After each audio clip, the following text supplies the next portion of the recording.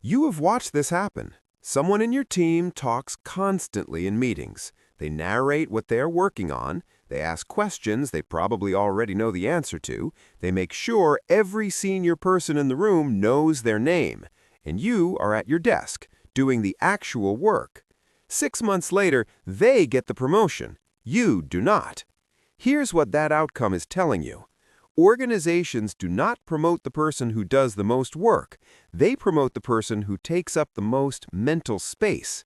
By the end of this video, you are going to understand exactly how your manager constructs a mental ranking of your team and why that ranking has almost nothing to do with your actual output. Once you see the mechanism, you will not be able to unsee it, and you will understand why staying quiet and working hard is not a neutral strategy. It is a choice with a very specific cost. Here's how it works. Your manager is not conducting a scientific review of your team's performance. They do not have a spreadsheet open comparing each person's contributions. What they have is a feeling, a mental picture of who is capable, who is reliable, and who is ready for more responsibility. And that mental picture is built almost entirely from recent memory. The person they spoke to this morning feels more present than the person who delivered a thorough project 3 weeks ago. The person who raised a point in today's meeting feels more engaged than the person who quietly submitted a report nobody opened. This is not bias in the way most people use that word. It is not unfairness in the personal sense. It is a completely predictable property of how human attention works under pressure.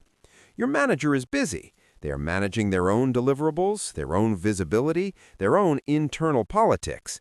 When a promotion decision arrives, they do not reconstruct your full performance history. They think of who comes to mind most easily.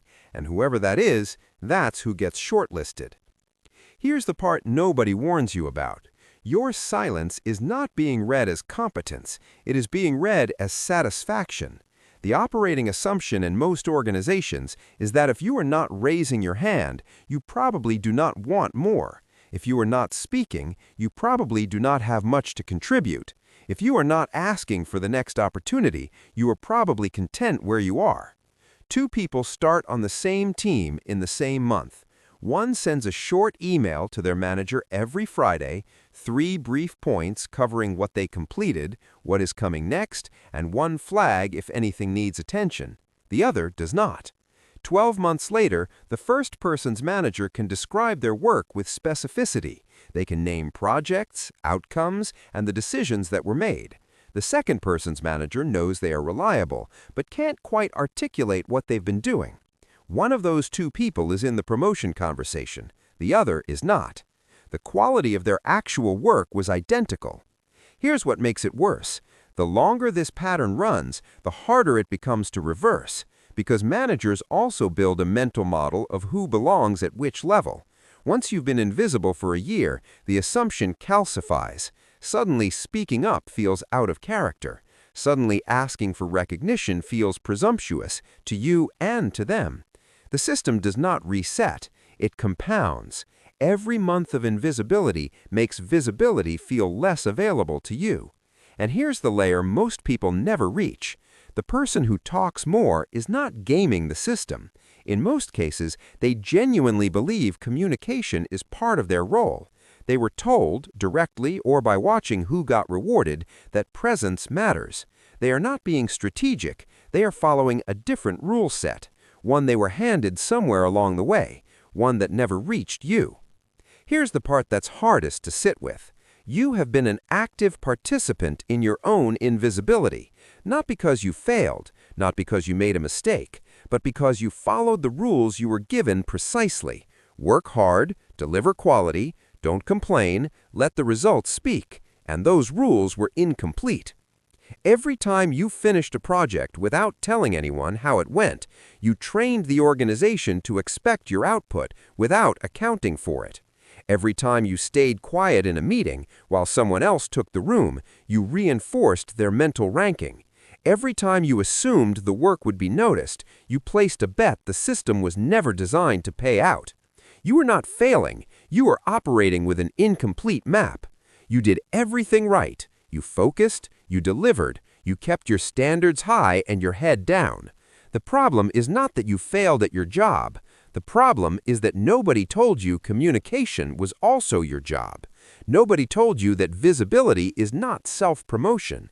It is information. When your manager doesn't know what you're working on, they can't plan around you. They can't advocate for you in rooms you're not in. They can't picture you in a role that requires more. You are not failing. You are operating with an incomplete map. Here's what actually governs whether you get promoted, not your output, your manager's ability to describe your output in a room you're not in. Promotion decisions happen in conversations you don't attend. Someone has to say your name. Someone has to be able to answer follow-up questions. What have they done? What are they capable of? Why are they ready? If your manager cannot answer those questions with confidence and with specifics, you do not get promoted. It has nothing to do with how good you are. It has everything to do with whether your manager has been given the material to advocate for you. The person who talks more is not more talented. They have been giving their manager material to use on their behalf, consistently, without necessarily knowing that's what they were doing. Most people frame this as unfair, and in one sense it is. But here's the more useful frame. Organizations are designed to find the most capable person. They are designed to find the most visible capable person. Those are two different jobs. For most of your career, you have only been doing one of them. That's not a character flaw. It's an information gap. The organizations that promoted the quietest person, regardless of visibility, would not have survived long enough to employ you. Visibility is how complex systems make decisions under uncertainty. It's not a flaw. It's the system working exactly as it was built to work. The only question now is whether you are going to operate with a complete map. That's corporate GPS, the map they never handed you.